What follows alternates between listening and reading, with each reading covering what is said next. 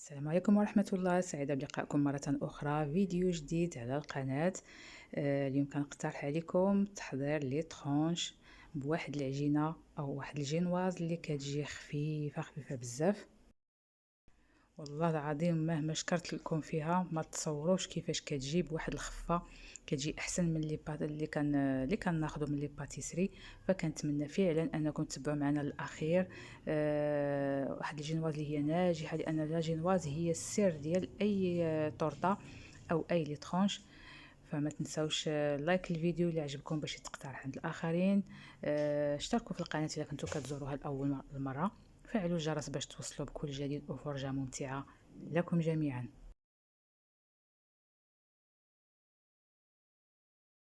على بركة الله، عندي هنا 9 ديال البيضات، كاس ديال السكر سنيدة، وقبيصة ديال الملحة، كيس ديال الفاني.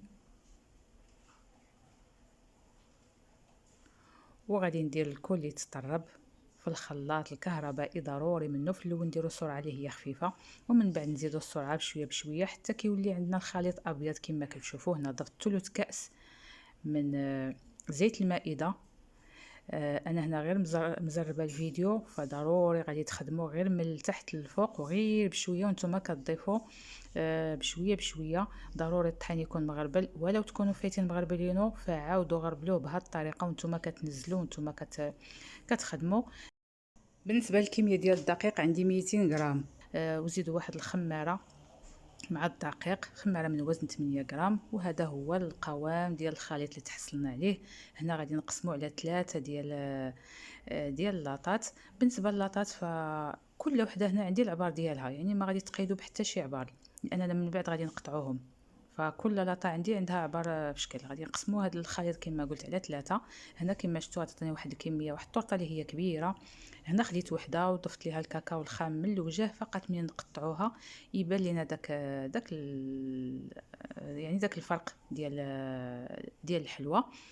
هنا الفران عندي مسخن على درجه حراره عاليه. غادي ندخلها، ما غاديش نطيبوها بحال الكيك، ضروري طيب على درجه حراره عاليه من التحت هو الاول، عاد من الفوق واحد 10 دقائق راها كتكون واجده. فردوا معها البال، راها خفيفه ودغيا كطيب. هنا عندي درت نصف لتر ديال القشطه الطريه او كريم فريش، وضفت لهم كاس اضافي بما ان الطورطه عندي كبيره. صافي ودرتها تطرب مع واحد الكيس ديال الفاني. صافي هنا من بعد ما خرجت ما طابت لا جينواز، ها نتوما كتشوفوا كي كتجي اللون ديالها. فما تخليوهاش تحمر بزاف باش تحصلوا على ديك الخفه اللي تبغيو. ضروري انكم ديروها على ورق المطبخ، ضروري ولو دهنوا اللاطه راه غتلصق، لان هاد الجينواز يعني يعني جميع انواع الجينواز بصفه عامه كيكونوا خفاف، فضروري من الورق ديال المطبخ. صافي كنبقاو غاديين معاها غير بشويه حتى كنحيدوها. نتمنى فعلا صراحة راه انكم كتجي تجربوها واحد باش الخفة. تعرفوني علاش كنهضر. صافي كنحيد هاد الورق هذا، واللي حيدتها يعني ضروري انني نغطيها بواحد المنديل هكذا باش ما تنشفش حتى كنكملهم كاملين. ها نتوما كتشوفوا كيف دايره خفيفه بزاف. ممكن تعتمدوها في جميع انواع الطورطات. صافي نوجد هنايا عندي وجدت السير، ودرت كاس ديال الماء ونصف كاس ديال السكر سنيده ونصف فاني، كيس ديال الفاني او قشور ديال الحامض. كنديرهم بمجرد ما كيغلاو واحد شويه. صافي هما باش كنسقيو وما نسقيوهاش بزاف لانها كتجي خفيفه وما محتاجاش انها تشرب بزاف. فالجنواز اللي كيبغي انه يتشرب بالسيرو بزاف هي ملي كيكون ناشف اولا شي جهه طابت لينا اكثر من اللازم ونشفات، فهذه كنسقيوها مزيان. هنا عندي الكريمه من بعد ما تطربات كما كتشوفوا كنخليوها كتطرب حتى كتوقف عندنا مزيان باش كتجينا ساهله اننا نخدموا بها.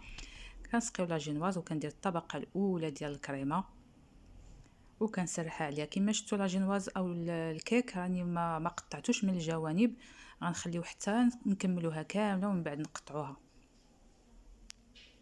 هنا غادي نضيف قطع ديال الكركاع او عين الجمل، الكركاع او الجوز ما محمرش، وهذا كيبقى اختياري. صراحه كيعجبني في هاد الانواع ديال الطورطات، كيجي يعني كيعطي واحد اللمسه زوينه، واحد المذاق زوين.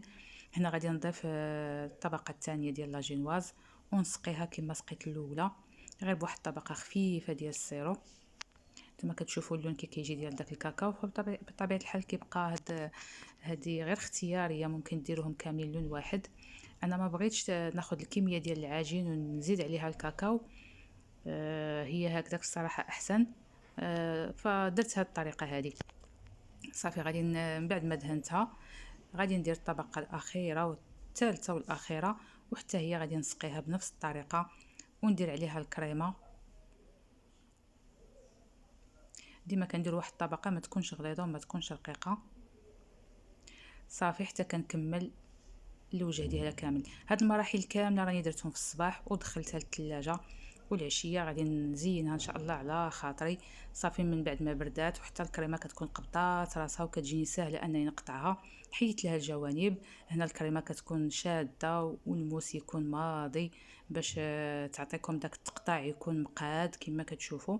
صافي وكنحاول نقطعوها على العبار اللي بغيتوهم كبار، بغيتوهم غير صغيورين هكذا. الا كانت عندكم شي مناسبه فراه غير هاد الوحده راه تبارك الله غتعطيكم واحد العدد اللي هو كبير، ديروا غير هادوك لي طرونش اللي كيكونوا غير صغيورين.